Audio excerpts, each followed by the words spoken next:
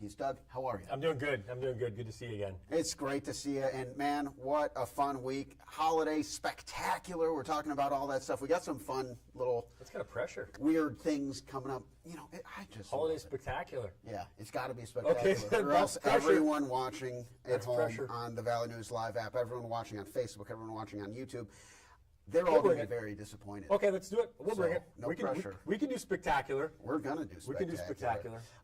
Yeah, man. Let's get right into Okay. it. There's some spectacular things to do around this time of year. Some fun stuff coming up this weekend. We got Christmas. We got Hanukkah. You name it. Let's get into it, man. What do we got coming up? Well, here's a couple of things, and we can go right through the list of, this coming weekend is a free ice fishing weekend in North Dakota, okay, so you don't have to have a fishing license to do that. The ice is getting better. It's getting better every single day. We've got some snow out there. One of the problems with the snow that you have right now is that everything starts to look white. So at times, you're struggling when you're driving, not just like on interstate and on the main roads, but you get out in the country, and everything is white. The road is white, the ditches are white, the lakes are white, everything looks white. So you really have to maybe just slow, not just for ice, but for visibility and for what you're looking at, is to slow things down just a little bit, because you can get mixed up in this snow fog and just a beautiful white blanket out there. If you want to stay off the ice right now, we totally understand. In fact, that's not a bad choice to make, especially if you're not real experienced on it. This is probably not amateur hour. It's probably not the time to just say, hey, never went ice fishing before. Let's just head on out there. Yeah, especially because you're kind of dealing with a little bit of thaw and re-thaw, thaw and de-thaw. Like, it's kind of, it's a little dicey right now because, like, you'll go out and it's 6 degrees or -6 degrees, and then you go out and it's 34 degrees. And so it does kind of create a situation where it's hard to predict. Yeah, no, and it really is. And so with that in mind, we still have many hunting seasons that are open right now, and people tend to get to the backside of December, and they kind of put hunting maybe a little bit over on the back burner. But our pheasant season in North Dakota, our sharp-tailed grouse, our squirrel season, turkey, archery deer season, a lot of those seasons remain open till January 5th, squirrel season even longer than that. One thing I'll point out, if you've got friends or family that travel back to North Dakota, Minnesota, South Dakota, in North Dakota particular, we have some great options for hunting right now. And this is not like, Christmas sale. It's not like everything is on sale, but it's still open. We got holiday hours, I guess, maybe. Great Outdoors, they don't do sales. Right, we don't do sales, but we are essentially within, the rules and regulations, open 24/7, 365. We just kind of slide over into some different stores, so to speak. But if you have a son or daughter or brother, uncle coming back and they want to go archery deer hunting, they can buy an archery deer tag essentially online on their phone right now. It'll come to them, and they've got until January 5th to go out and shoot a deer with the bow. They can, and you get to maybe somebody that's traveling from a long distance, they're going to be here for a week or two, something like that, and they like to grouse hunt, they like to pheasant hunt. You can buy a pheasant license, a grouse license, small game license right on your phone. And you print. You don't even have to print it off. You just lock that into your phone, download it on your phone. Wow, so you don't have to wait for it to come in the mailbox. Nope. It literally is like buy and go. Activated. Yep. Like and getting tickets online. Like right, and without Ticketmaster. Yeah. You don't have to worry about any kind of special fees or like, anything. oh, here's a convenient fee of $16 per ticket, and then next thing you know, you had to sell off the house because you wanted to go see the Bison in Frisco. And you're going, wow, this ticket started off and now it's $36. What? That's $360. Yeah, right. Oh. Yeah, I just had to sell my bicycle. Yeah. It's tough out there, man. So the point being, if somebody wants to go pheasant hunting, grouse hunting, if they want to go archery deer hunting, they don't have to go through a lottery for that. The grouse and pheasant, they can buy their license on their phone and they can head out the door. Non-residents, traveling here from a long distance and you love the outdoors, and maybe you're getting cooped up, spending way too much time with the family. You need to get out and get some fresh air, and here's an excuse to do that. So I really want to encourage people to kind of check some of that stuff out, because really the other side of it is sometimes where we live over Christmas, we're talking about 25 below zero and just cold and freezing, and nobody wants to go outside. This is going to be relatively nice weather to get out. And my job for Game and Fish is to talk about, the hunting and the fishing, but we get it. We want to get people outside, and even if you don't hunt and fish, whether it's snowshoeing, cross-country skiing, go sledding. Yeah. Take a sled and get outside and get some of that fresh air, because sitting inside, if you're frustrated with Uncle Dave already, it's just going to get worse. Yeah. So say, hey, let's go play King of the Hill. Let's get outside. Yeah. Let's go make a snow fort. Knock Uncle Dave off the hill. I didn't say that. Uncle do Dave, that was Adam. I'm just kidding, Uncle Dave. That was Adam. Build a snow fort. Have a snowball fight. I got a friend of mine, and he's a grandpa, and he came up here visiting his family over the weekend, and they went out into the cul-de-sac and they made a snow fort. And I'm like, that's just great. Just get out there and do that stuff. I love that kind of stuff. My dad and sisters and I, we used to do just build igloos in the backyard. We lived in a small hill too, and so like the hill was built in the house, and so what my dad would do was actually make a luge track. And so he would turn on the hose. Seriously? First he would dig out You had a Disney dad. He was hardcore, man. So he would like dig a tunnel for the sled. We need a lot of snow. He'd pour a little on the hose to make it kind of real Jamaican slick. bobsled team was coming to your house. He used to do WD-40 on the bottom of the sleds, and then whoa! And then we're like, and it was unbelievable. But like it's just so much fun. I feel like it's got to be really fun for the adults to be. I was going to say, why aren't you sound like you want, Dad, can we do that? Maybe. We'll see if we can find. Can you do that in Dickinson? But we'll see. But the fun, I'm 33 years old, and I can tell you right now, like, about the procedure, and I can tell you what color Maria's winter coat was, and stuff like that.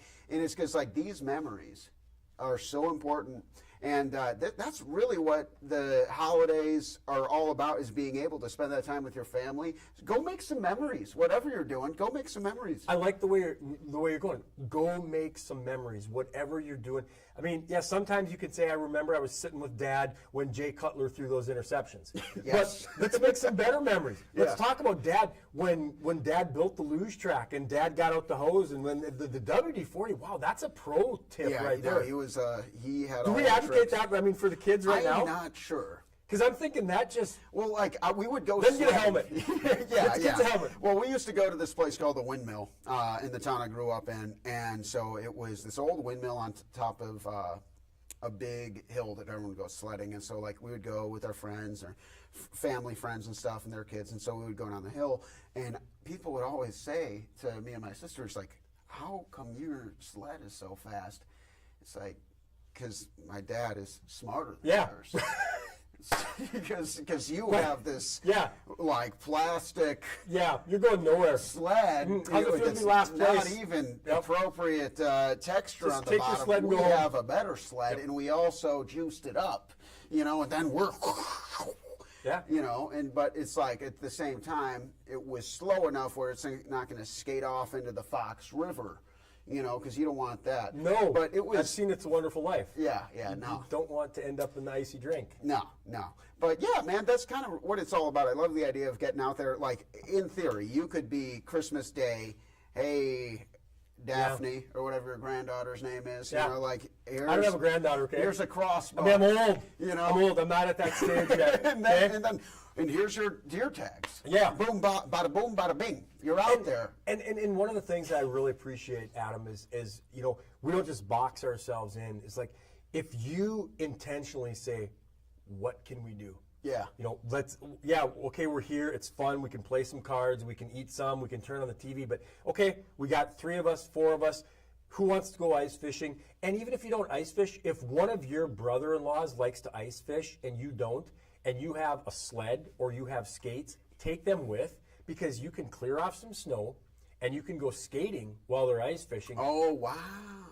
And you can actually, we've done this before as well, you can take a scoop shovel and you can spin that, and people are listening and they're, what are you talking about? You take the scoop shovel and you can sit on it and you can sled down the hill on the scoop shovel.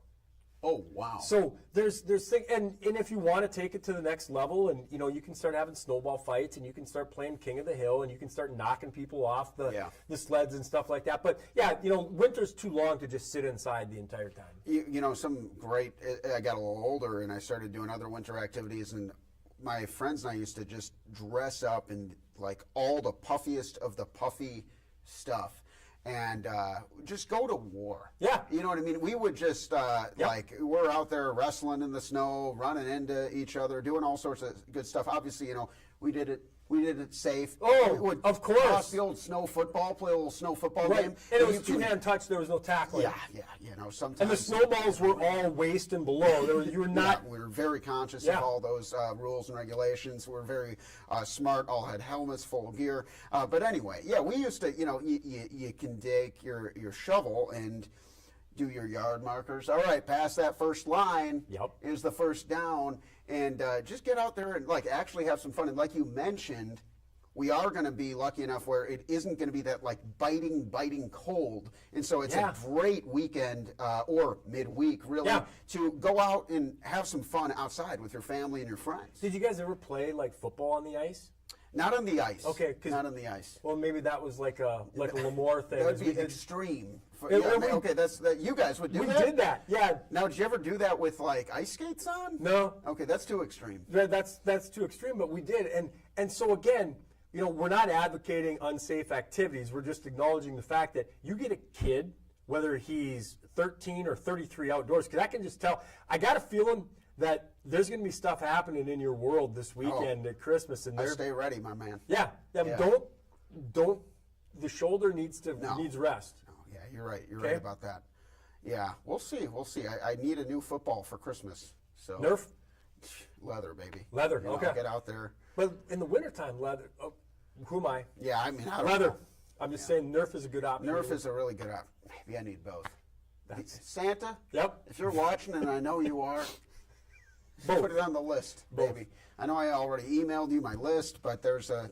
Come on, man. Some accommodations need to be made. Can't hurt to ask. You ain't gonna get it if you don't ask for it. I want to ask more about this free ice fishing weekend. Yeah. Coming up. And we've talked a lot about trying to give people an incentive to get outdoors and just, you know, our licensing in North Dakota is relatively cheap. It's like $16 to go fishing for your fishing license. But one of the things that we do over the holidays is on Saturday and Sunday, the 28th and 29th this year, it's going to be free ice fishing weekend. And essentially what that means is like, so if you've got somebody that's never been ice fishing before in North Dakota, a North Dakota resident, you don't have to buy a license to go ice fishing. And what that does is it gives people the option.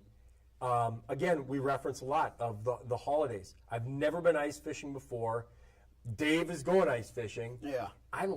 Do I want to buy a license? You don't have to buy a license. Maybe Uncle Dave and Little Jimmy are both like, all right, man, they've been talking about politics for 2 hours, and the green bean casserole was really bad this year. And what can we do? Right. And Uncle Dave might say to Little Jimmy, like, hey, you want to try ice fishing? And Little Jimmy's like, I don't have a license. But now you don't have to. Yeah, and then...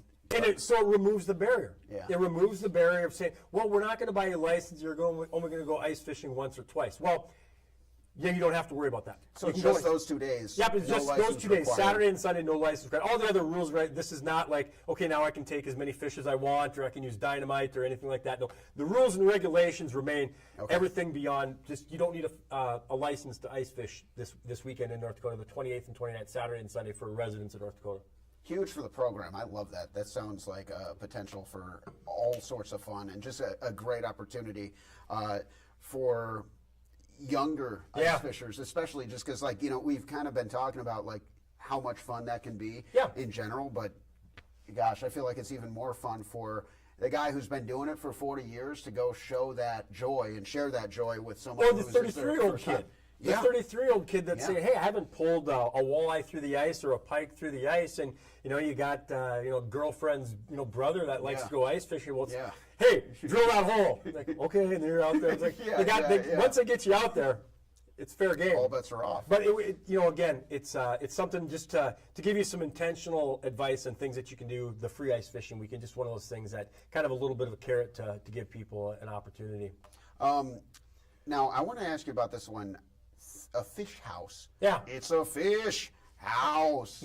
That's the song. Yeah. Different. I changed the words. You sound good, though. Thank you. You sound I've been really good. practicing all weekend in case we sang about fish. What's a fish house? So basically an ice shelter, an ice shack. We got some pictures? We got some video there. There you go.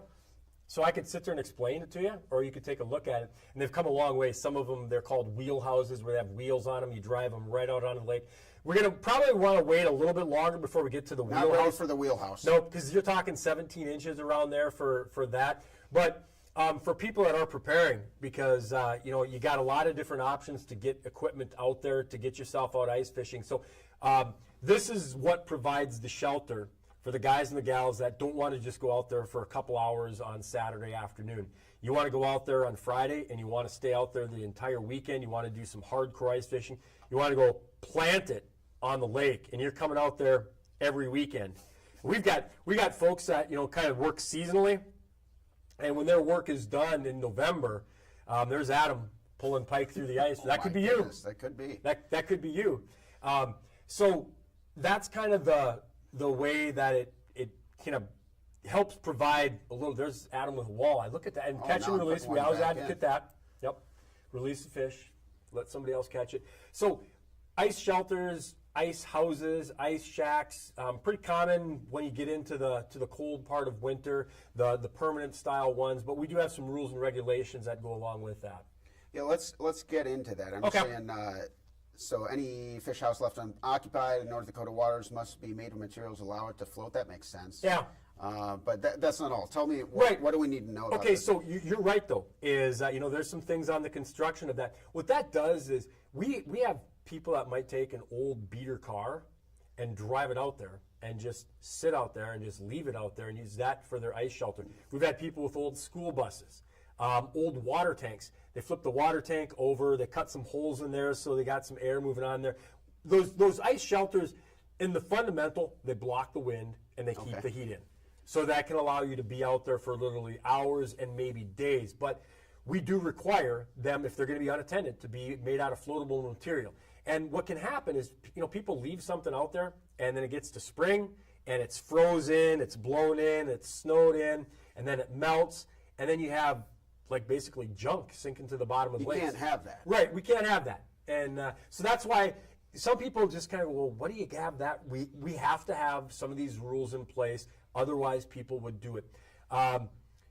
If you're going to be leaving it out there unattended, whether you're going into town for the night, going into town for supper, you have to either have your name and contact information on there, or we offer what's called an equipment registration number. So if you don't want to have your name out there, you can register on the Game and Fish Department website. It'll give you a code, essentially. So then you put that on there, and that helps us. If there's been a rash of break-ins, people have some expensive equipment that they might leave in their ice shack, their fish finders and things like that. So if that's happened, we can contact people. If something's happened, if somebody ran into it, if somebody tried to steal it or whatever. So you can get your equipment registration number and put that on there.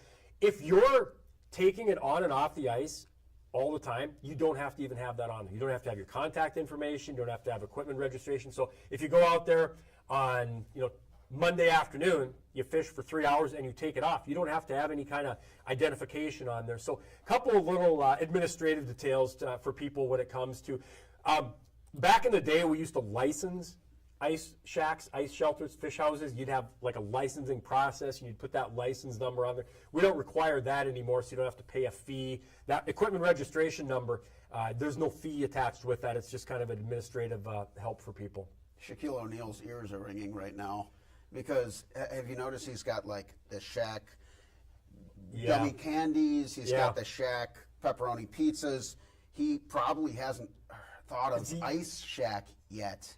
Has he been to NDSU? I think we should invite him up.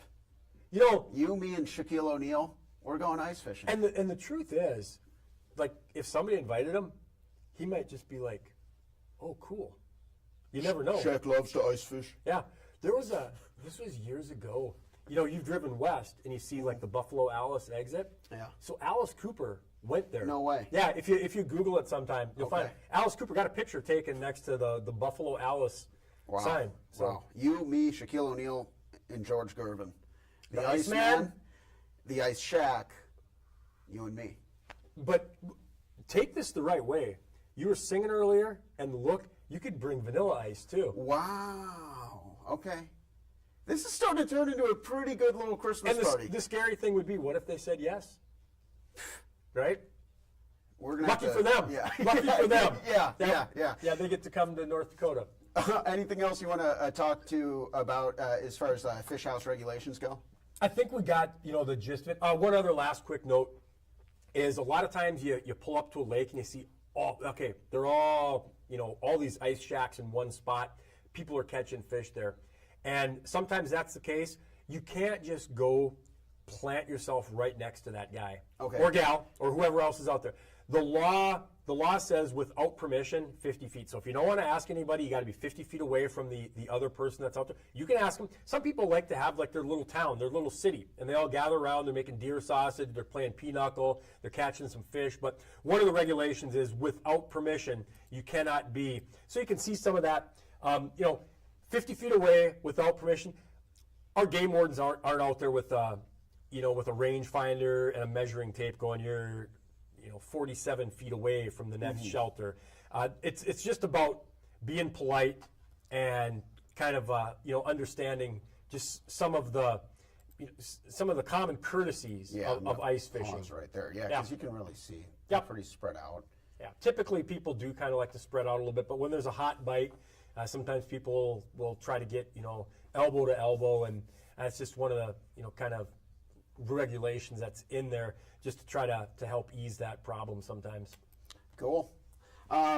Excited to talk about this next one here. We talked about the Habitat and Access Summit. I believe you said that was in Bismarck. Yeah. So how'd that go? It went really well. It was last Tuesday, the 17th. Yep, last Tuesday. Habitat and Access Summit. The Director of Game and Fish, Jeb Williams, the Governor of North Dakota, Kelly Armstrong, spoke at that, gave some opening comments, and really kind of the foundation of what it is. We've talked about this in the past, where the deer and the pheasant numbers aren't as strong as what hunters would like to have them at. And to do that, to try to bring those numbers back up, you need the habitat. Well, it's hard to just go snap your fingers. Hey, we got grass, we got trees, we got habitat for the deer and for the pheasants. So this is just the beginning of bringing in all the different entities, the legislators, the game and fish, the governor's office, the guides and outfitters, the industry, the motels, the bed and breakfast that benefit so much the small towns from the hunters. So this is just step one in bringing all the stakeholders together, and this is kind of the building block and the foundation for moving forward. If you would like to, the video from that meeting is available on the Game and Fish Department website. If somebody wants to watch it, it's the whole video is about 2 hours, but it's not just video of. It's people, it's talking. You can hear it. It's really good sound. Our video crew did a great job of. You don't have to go, what did they say? How did they say that?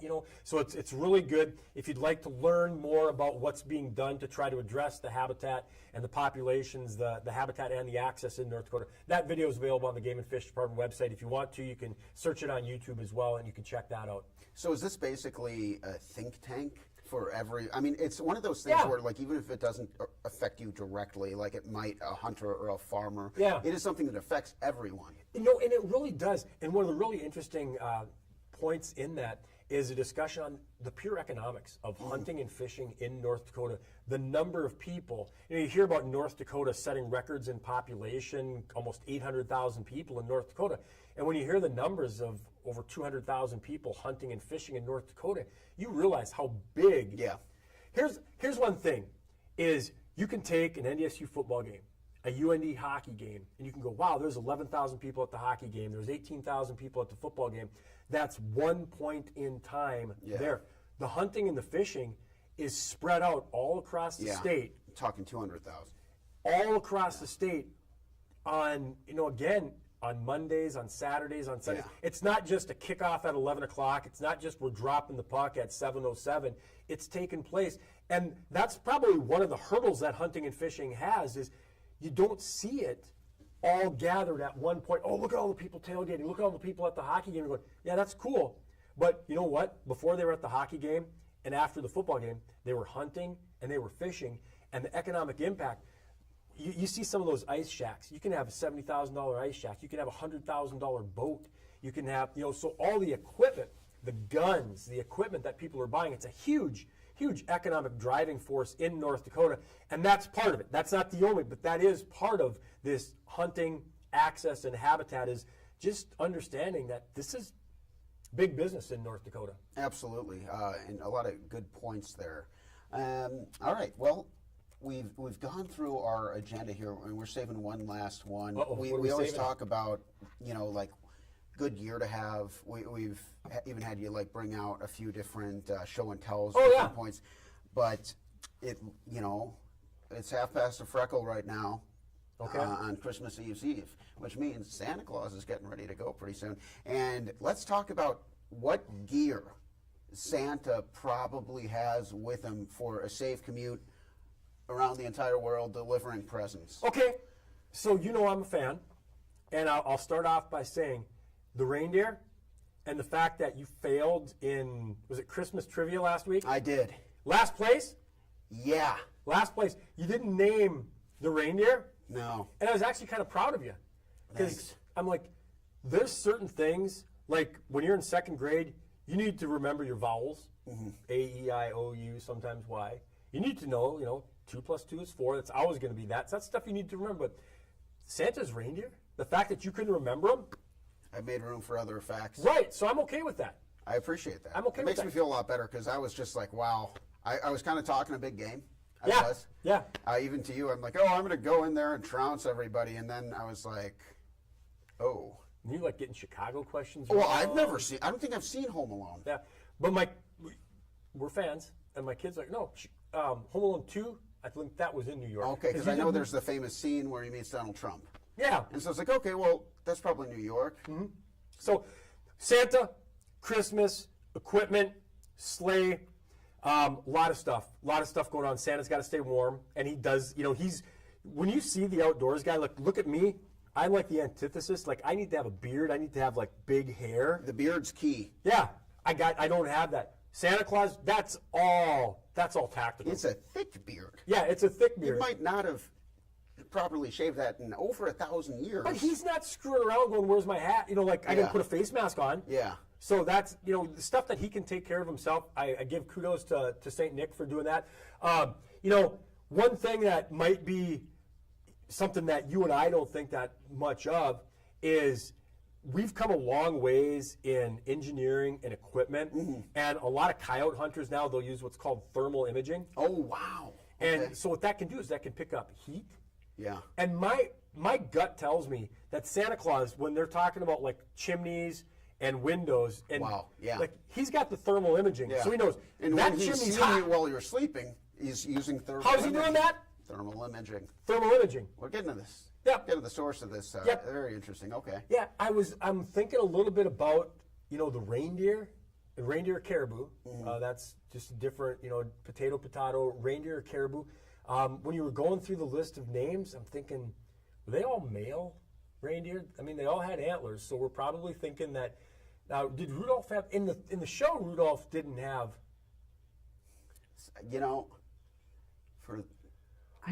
There's got to be some.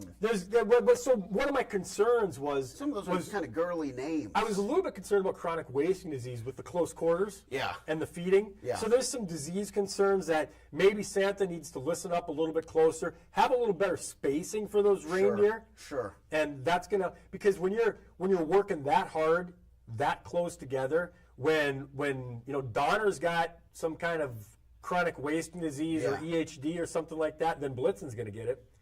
And once you start, dropping off a reindeer here and there, then the next thing you know, Vixen and Comet, they got to do even more work. Next thing you know, no gifts getting to Minnesota. Yeah. That's tough. Yeah.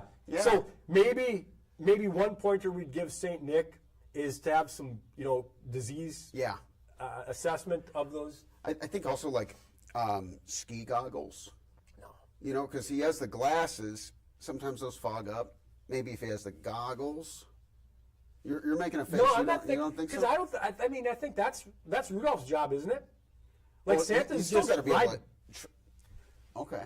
He's still going to see. Oh, he's still going to see.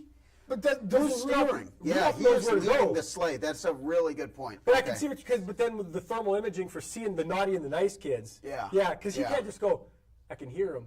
Yeah, so he's got to see this kid's naughty, this kid's nice, and read the list. The list ain't in Braille, so you're right. Yeah. So goggles, okay, I'll give you that. Goggles, definitely like layers. Layers is the name of the game. I don't know. I haven't seen Santa's sleigh in years. Yeah. But I feel like I wouldn't be surprised if it's one of those convertible situations where like there is an option to put a roof on there, but if necessary. You've seen the Santa Claus, haven't you? Tim Allen?